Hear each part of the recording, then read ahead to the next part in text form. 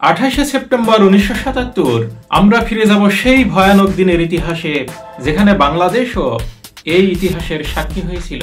1977 সালের 28শে September Japan এয়ারলাইন্সের একটি বিমান, যার ফ্লাইট নম্বর 472 এর DC-8 বিমানটি প্যারিস থেকে মুম্বাই হয়ে ব্যাংকক যাচ্ছিল। এই ঘটনাটি শুধুই একটি ইতিহাস নয়, একটি থ্রিলার, বাস্তব থ্রিলার। 6 জন সশস্ত্র যাত্রী, যারা নিজেদের পরিচয় দিল জাপান রেড আর্মি নামে, মুহূর্তে এই বন্দুক তাক করে বিমানের নিয়ন্ত্রণ নিল। তারা ককপিটে প্রবেশ করে এক ছিনতাইকারী তাদের উদ্দেশ্যের কথা জানিয়ে দিল। যাত্রীদের মধ্যে আতঙ্ক ছড়িয়ে পড়ল। কেউ কেউ কাঁদছে, আর কেউ বা চুপচাপ প্রার্থনা করছে। আর আকাশের সেই নীল শূন্যতায় শুরু হলো এক আন্তর্জাতিক সংকট, যার কেন্দ্রবিন্দু হবে ঢাকা। তখনকার সেই নবীন রাষ্ট্রকে বিশ্বের কোনো দেশই পুরোপুরি চিনতে শেখেনি।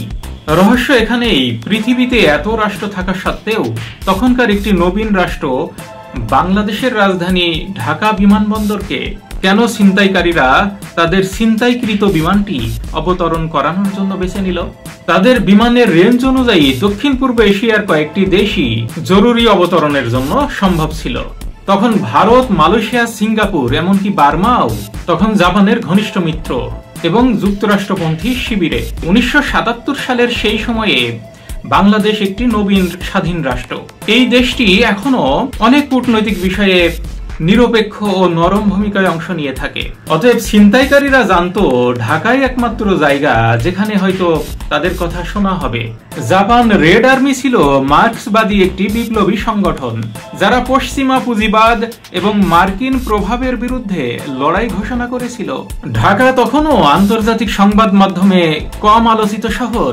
ছিনতাইকারীরা চেয়েছিল এমন এক স্থান যেখানে অবতরণ করলে বিশ্বের চোখ ঘুরে যাবে, একেবারে মানচিত্রের প্রান্ত থেকে শিরোনাম দখল করা যাবে। আর সত্যিই তাই হলো। ছিনতাইকারীদের বিমান অবতরণের কয়েক ঘন্টার মধ্যেই ঢাকার নাম উঠে এলো BBC, CNN, new York Times সহ বিশ্বের প্রথম শ্রেণীর সকল গণমাধ্যমের প্রধান শিরোনামে। ঢাকা বিমানবন্দরে বিদেশি যাত্রীবাহী বিমানের অবস্থান। বাংলাদেশ বিমান বাহিনী, সেনা, পুলিশ সবাই ঘিরে ফেলে রানওয়ে। বিমান থামার সাথে সাথেই ভয়াবহ এক নীরবতা নেমে আসে। এরপর ছিনতাইকারীরা তাদের দাবি ঘোষণা করে, জাপানে বন্দী থাকা তাদের সহযাত্রীদের মুক্তি দিতে হবে। ছিনতাইকারী বিমানটি যেন নিরাপদে অন্যত্র উড়ে যেতে পারে। বাংলাদেশে তখন জেনারেল জিয়াউর রহমানের শাসনকাল। একদিকে আন্তর্জাতিক আইন ও মানবিক দায়িত্ব, এবং অন্যদিকে যাত্রীদের প্রাণ এবং দেশের মর্যাদা। প্রেসিডেন্ট জিয়াউর রহমানের সরকার জাপান সরকারের নিকট ছিনতাইকারীদের এই সকল দাবি তুলে ধরে। জাপান সরকার প্রথমে রাজি হয়নি। দীর্ঘ 80 ঘন্টা জিম্মি অবস্থা শেষে জাপান সরকার তাদের দাবির কিছু অংশ মেনে নেয়। তৎকালীন জাপানের পরিবহন প্রতিমন্ত্রী হাজিমে ইশিই ছিনতাইকারীদের দাবি অনুযায়ী জাপান থেকে সঙ্গে করে নিয়ে এসেছিলেন নগদ অর্থ এবং জাপানে বন্দী থাকা ছিনতাইকারীদের 6 জন কয়েদি। জাপান সরকার ছিনতাইকারীদের সহযোগীদের মুক্তি দেয় এবং টাকা দেয়। পরিশেষে ছিনতাইকারীরা বিমান নিয়ে পুনরায় উড্ডয়ন করে। লিবিয়া হয়ে আলজেরিয়া পাড়ি দেয় তারা। ঢাকা তখন হাফ ছেড়ে বাঁচে, কিন্তু সেদিনের প্রতিটি মিনিট যেন ছিল এক রিয়েল টাইম থ্রিলার মুভির মতো। আবার সে সময়ে বাংলাদেশ বিমান বাহিনীতে এক অভ্যুত্থানের ঘটনা ঘটেছিল। সবকিছু মিলিয়ে বাংলাদেশ সরকার পরিস্থিতি অত্যন্ত দক্ষতার সাথে সামাল দিয়েছিল। তৎকালীন জাপানের পরিবহন প্রতিমন্ত্রী হাজিমে ইশিই এই বিমান ছিনতাই নিয়ে জাপানি ভাষায় একটি বই লিখেছিলেন, যেটি পরবর্তীতে বাংলায় অনুদিত হয়েছে ঢাকায় বিমান ছিনতাই 1977 জাপানি মন্ত্রীর স্মৃতিকথা নামে। এই বইয়ের শুরুতেই তিনি লেখেন, ভয়াবহ অভিজ্ঞতার কথা পড়ে পাঠক হয়তো ভুল বুঝতে পারেন যে তাদের সহানুভূতি পাওয়া এবং আমার কাজের প্রতি তাদের সমর্থন লাভের উদ্দেশ্যেই বইটি আমি লিখেছি।